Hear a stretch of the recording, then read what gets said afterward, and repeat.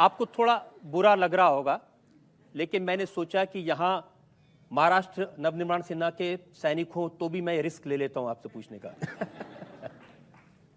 और पहले तो आप मुझे बता दीजिए कि मैं सीधा पूरा साबुत वापस चला जाऊंगा दिल्ली? जी बिल्कुल, मैं आपको एयरपोर्ट छोड़ने के लिए आऊंगा। मुंबई में कर्नाटक से लोग आते हैं, गुजरात से लोग आते हैं, राजस्थान से आते हैं, हर जगह से आते हैं, लेकिन आपके निशाने पर सिर्फ बिहारी क्यों होते हैं?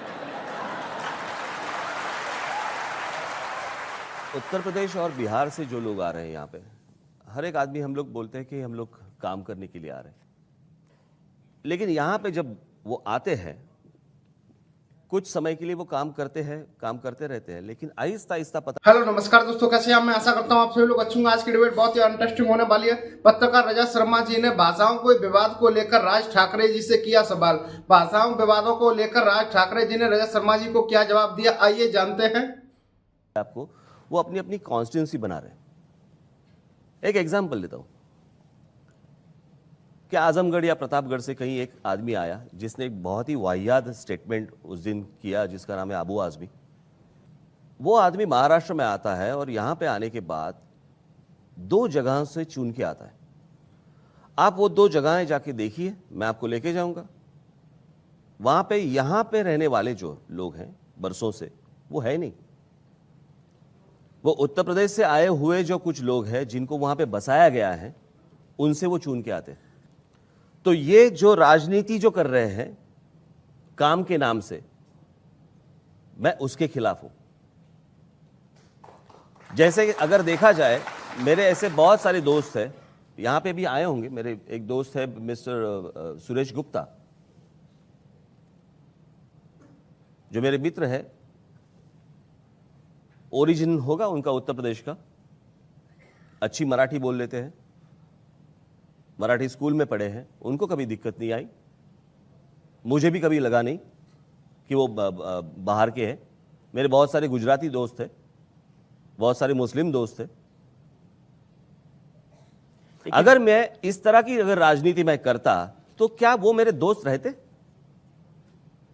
शायद उनको लगता होगा कि दोस्त रहेंगे तो प्रोटेक्शन मिला रहेगा, तो बाकी लोगों को भी मिलता होगा। कहाँ प्रोटेक्शन मिलता है? देखिए कितनी लंबी लिस्ट मैं आपको बता सकता हूं। फरवरी से मार्च 2013 के कुछ लिस्ट निकाली मैंने। ठाणे में एक उत्तर भारतीय की जमकर पिटाई की मनसे के लोगों ने। सतारा में सैनिक स्कूल के दाखिले का किस्सा आपको याद होगा, वहां लोगों की पिटाई की। बहुत लंबी ऐसी लिस्ट है। तो लोगों को मारना पीटना ये कोई अच्छी बात है क्या? नहीं, आप जो सवाल मुझे कर रहे हो ना, आपने कभी आसाम की जनता को नहीं की। यानी यहाँ पे तो कुछ वैसे हुआ नहीं था ज्यादा, लेकिन वहां पे तो आसाम के लोगों ने बिहारियों को जलाया था, उनकी गर्दनें काटी थी, उनको मार डाला था।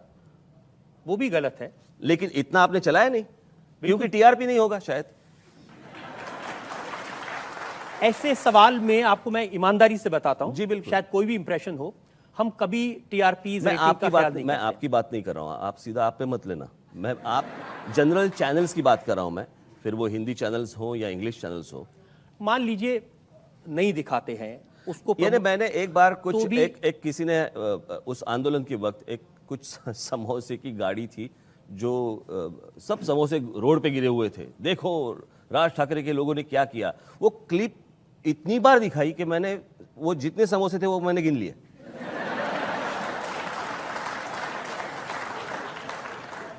लेकिन लोगों में डर तो है।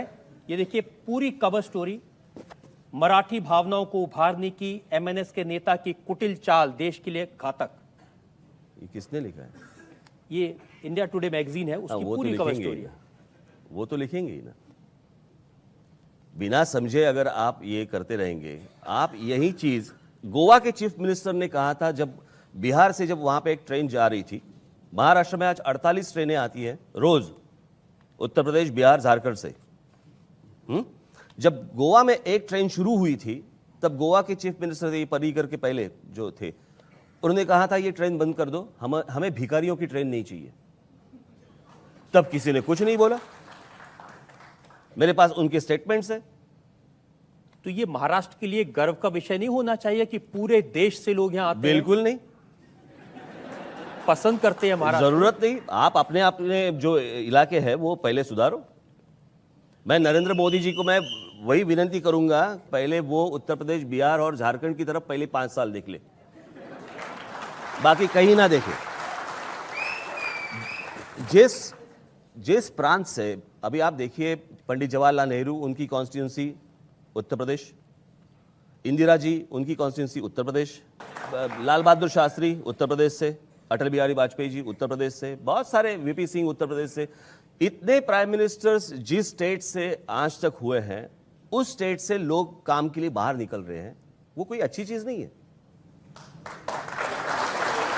अगर इतने प्रधानमंत्री वहां से जाने के बाद अगर वहां के लोगों को अगर रोजगार नहीं मिल रहा है और रोजगार के लिए वो अगर बाहर निकल रहे हैं, वो शर्म की बात है। और उनका पूरा बोझ महाराष्ट्र क्यों ले ले? और अगर महाराष्ट्र को अगर ये बोझ उठाना है तो एक्स्ट्रा पैसे दे दे। लेकिन अगर वहां से काम करने के लिए यहां लोग आ जाएं, तो आप उनको क्रिमिनल्स कहेंगे, आप उनको अपराधी कहेंगे? आप पुलिस स्टेशंस में जाइए, पुलिस रिकॉर्ड्स देख लीजिए, और लास्ट 10 साल में, 15 साल में आप क्राइम रेट महाराष्ट्र का देख लीजिए, और उसमें सबसे ज्यादा कौन लोग हैं वो भी आपको पता चलेगा। मैं थोड़ी रिसर्च की थी। ये मुझे मालूम होता तो मेरी रिसर्च भी मैं लेके आता। मुंबई पुलिस की वेबसाइट पर तो नाम नहीं है, लेकिन नागपुर और पुणे की जो पुलिस की साइट्स हैं उस पर जो जानकारी है, और मैं कोई बहुत एक्सपर्ट नहीं हूँ सरनेम के मामले में, लेकिन ये नाम है गवली, कांबले, मांजलकर, शिंदे, ये यूपी बिहार के तो नहीं लगते नाम। देखिए, हर एक स्टेट में तो इस तरह के लोग तो होते ही है, हर स्टेट में जाएंगे तो आपको मिलेंगे, लेकिन परसेंटेज किसका ज्यादा है? जैसे आप जब क्रिमिनल्स देखते हैं तो आपको मराठी पहले दिखाई दिए होंगे, मैं जब देखता हूं तो मुझे यूपी बिहार के पहले दिखाई देते हैं। और बात किसी के रहने या ना रहने की नहीं है। ऐसे बहुत सारे लोग हैं जो बाहर से आए हैं, जो अच्छी तरह रह रहे हैं यहां पे। ऐसे बहुत सारे नॉन महाराष्ट्रन भी हैं जो बरसों से यहां पे रह रहे हैं। जब आप ऐसी बातें कहते हैं ना, तभी नीतीश कुमार को कहना पड़ा ये सिरफिरा है। अभी मैं क्या बोलूं? बिहार की स्थिति है, आपको भी मालूम है वहां पे क्या है।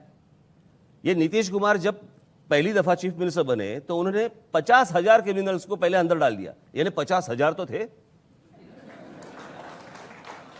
ये तो था ना। ऐसी स्थिति तो खराब थी, बिल्कुल बिल्कुल।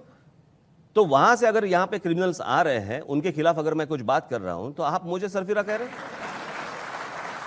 उन्होंने कहा ये इन लोगों की आदत है, ये 4-5 लोगों को पीट करके उनका वीडियो बनाते हैं, उसका प्रचार करते हैं, टीवी पर दिखाते हैं और लोगों को डराते हैं। बहुत दूर है वो स्टेट, नहीं मालूम उनको देश कहां जा रहा है। आप ही के चैनल वाले लोग होते हैं ना, मैं क्यों वीडियो निकालूं? लेकिन बिहारियों से इतनी ज्यादा नाराजगी क्यों? बात बिहारियों की नहीं है, आप समझ लीजिए। बात यह है कि मैंने कल ही परसों किसी को कहा था कि देखिए, मुंशी प्रेमचंद जी अगर आएंगे, हरिवंश राय बच्चन जी अगर आएंगे, राज ठाकरे रेड कारपेट डाल देगा। उनका स्वागत करेंगे और अमिताभ बच्चन का नहीं करेंगे। क्यों नहीं करूंगा? उस दिन तो मेरे साथ में थे। लेकिन उसके पहले क्या उसके था? पहले आपने कहा कि इनका उत्तर प्रदेश से ज्यादा प्रेम है, इन्होंने स्कूल वहां बनाया, महाराष्ट्र में क्यों नहीं बनाया? आप क्या करते हैं, आधा स्टेटमेंट ले लेते हैं, मेरा पूरा स्टेटमेंट लेते नहीं। जो उस वक्त मैंने कहा था वही चीज मैंने उनके सामने भी कही। मुझे लगता है कि अमिताभ बच्चन, लता मंगेशकर जी, सचिन तेंदुलकर, इनको किसी स्टेट के एम्बेसडर नहीं बनने चाहिए, ब्रांड एम्बेसडर। वो इस देश के ब्रांड एम्बेसडर से। और मैंने उस वक्त कहा था कि जब मैं मराठी की बात करता हूं तो आप मुझे बोलते हैं ये प्रांतीय है या ये संकुचित है। मैं बोलता हूं कि हर एक आदमी को अपने स्टेट के प्रति प्यार होता है। अमिताभ बच्चन जी को अगर उनके स्टेट के प्रति प्यार है, उन्होंने इलाहाबाद में इलेक्शन लड़ी थी, उन्होंने भोजपुरी फिल्मों में काम किया था, जो भी कुछ है, एक उन्होंने कन्याशाला निकालने का वहाँ पे प्रस्ताव रखा था वगैरह वगैरह।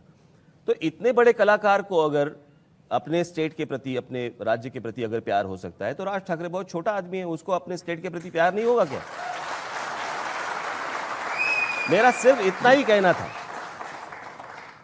आप लोगों ने क्या किया, पहले का उठा लिया। लेकिन कुछ ना कुछ तो बदला है क्या? क्योंकि उस समय तो अमिताभ बच्चन को माफी मांगनी पड़ी। किस? नहीं नहीं नहीं नहीं, वो एपिसोड अलग था। वो जया बच्चन वो के जया बयान- बच्चन जी का एपिसोड था, वो अमिताभ मुझे बच्चन जी मालूम का एपिसोड नहीं था, तो आपको भी मालूम होगा। तो आप भी बताइए ना। लेकिन अब जब मैंने देखा, अब मैं आपकी पूरी बात बताता हूं। जी। आपने अपना भाषण शुरू किया, आदरणीय अमिताभ बच्चन साहब, भारतीय फिल्म के इतिहास में पिछले 100 वर्ष में इतना बड़ा कलाकार न हुआ है न होगा। बिल्कुल बिल्कुल, उसमें क्या है? तो आपका नजरिया तो बदला है ना। पहले तो आप, यही तो मैंने बात की थी कि इतना बड़ा कलाकार जो आज तक हुआ नहीं है, और ये मैंने पब्लिकली कहा है, तो ऐसे नहीं है कि मैंने उस वक्त कहा था। 2008 या 2008 के मार्च के शिवाजी पार्क मैदान में जो मेरा भाषण हुआ था, उसका फुटेज भेज देता हूं। उसमें और उसमें कुछ फर्क नहीं है। फिर आपके नजरियों में फर्क आ गया। मेरे नजरिए आपके में मतलब हाँ। आप जब बोलता हूं ना, तब आप सारे चैनल्स के प्रतिनिधि हैं, ऐसे पकड़ लीजिए। मैंने तो उस पर अबू आजमी का बयान देखा। उन्होंने कहा अमिताभ बच्चन के साथ स्टेज शेयर करके राज ठाकरे ने गद्दारी की है। किसके ऊपर हम लोग बात करें, वो भी तो कुछ है कि नहीं। जिस आदमी ने इतनी गंदी स्टेटमेंट जो निकाली अभी, जिसकी बहू ने शर्म महसूस किया कि अगर ये मेरे ससुर ने बोला है तो मुझे शर्म आती है, ऐसे आदमी के बारे में हम लोग बात क्या करें? मैं आपसे बिल्कुल सहमत हूं इस जिसके बात घर में जिसका स्थान नहीं है, वो बाहर आके क्या बात करेगा? जिसकी नज़र में अपने यहाँ की औरतों के बारे में इस तरह के ख्याल है, उस आदमी के बारे में हम लोग क्या बात करें? बिल्कुल आपकी बात सही है, मैं बिल्कुल सहमत हूं। अबू आजमी ने और उनकी पार्टी के अध्यक्ष मुलायम सिंह यादव जी, ने क्या बात की उन्होंने? जो महिलाओं के बारे में उन्होंने कहा, शायद वो कुछ को कोई कभी कोई माफ नहीं कर सकता उसको। बिल्कुल। और उनके स्टेटमेंट के बारे में हम लोग क्या बात करें?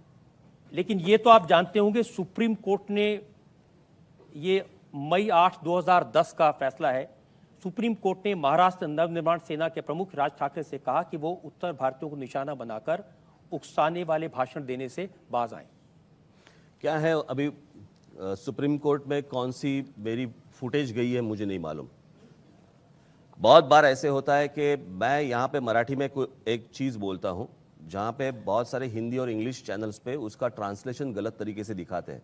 मैं आपको एक बात बोलता हूँ, यहाँ पे एक लड़का है, आज भी है, वो एक चैनल में काम करता है।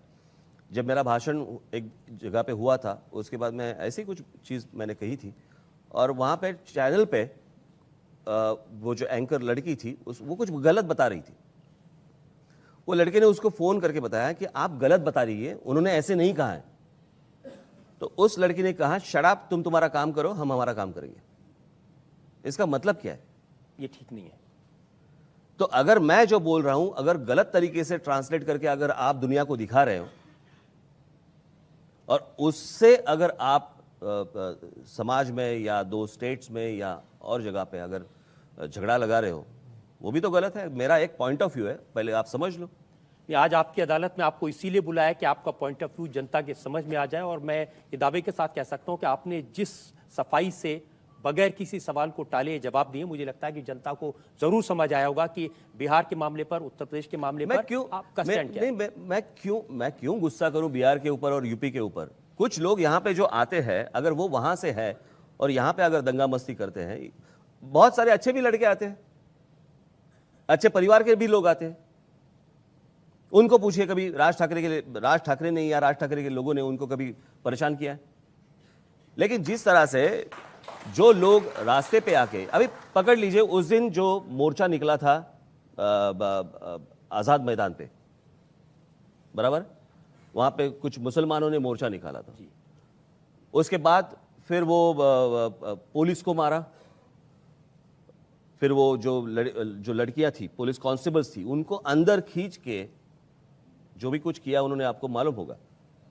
जब सर्वे किया, पता चला कि मुंबई महाराष्ट्र के रहने वाले मुस्लिम नहीं थे वो, उसमें से बहुत सारे बांग्लादेश के थे।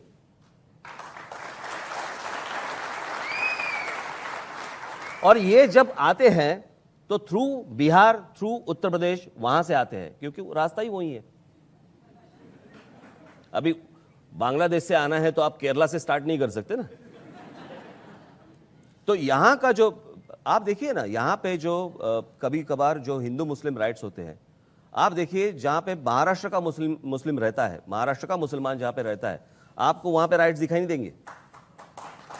तो ये जो आजाद मैदान की जिसका जिक्र कर रहे हैं, वहां पर बहुत सारे मीडिया कर्मियों की भी पिटाई की गई जी, थी। बिल्कुल। ओबी वैंस को जला दिया बिल्कुल। गया था। तो आप पुलिस को पूछिए वो थे कौन। महाराष्ट्र में रहने वाला जो आदमी रहता है, उसका घर यहां रहता है, उसका परिवार यहां रहता है, उसका काम यहां पे रहता है, उसको कोई जरूरत नहीं है ऐसी हरकत करने की, वो कभी करेगा भी नहीं। जो बाहर से आते हैं वही ऐसी हरकतें करते हैं। तो इसका इलाज ये है कि उत्तर प्रदेश में, बिहार में ऐसी डेवलपमेंट की जाए कि लोग वहां से यहां आने के लिए, बिल्कुल। तरीका तो वही होगा ना, और क्या होगा। तो जो महाराष्ट्र के बड़े बड़े उद्योगपति हैं, उनको कहिए वहां कुछ उद्योग लगा दें जाके। टाटा भी तो गए थे वहां पे, जमशेदपुर में कब पहुंचे वहां पे। लेकिन वहां की स्थिति ऐसी है कि कोई इंडस्ट्रियलिस्ट वहां पे जाने के लिए डरता है, क्योंकि इंडस्ट्री निकालने के पहले ही उनको प्रॉफिट चाहिए। बाकी लोगों को कौन सा इंडस्ट्रियलिस्ट देगा।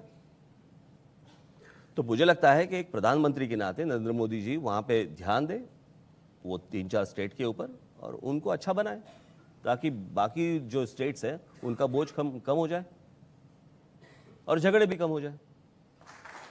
मैं आशा करता हूं आपको डिबेट पसंद आई होगी। ऐसे इंटरेस्टिंग और धमाकेदार डिबेट शो देखने के लिए हमारे चैनल को सब्सक्राइब करें, वीडियो को शेयर करें। मिलते हैं ऐसे एक और धमाकेदार डिबेट के साथ में।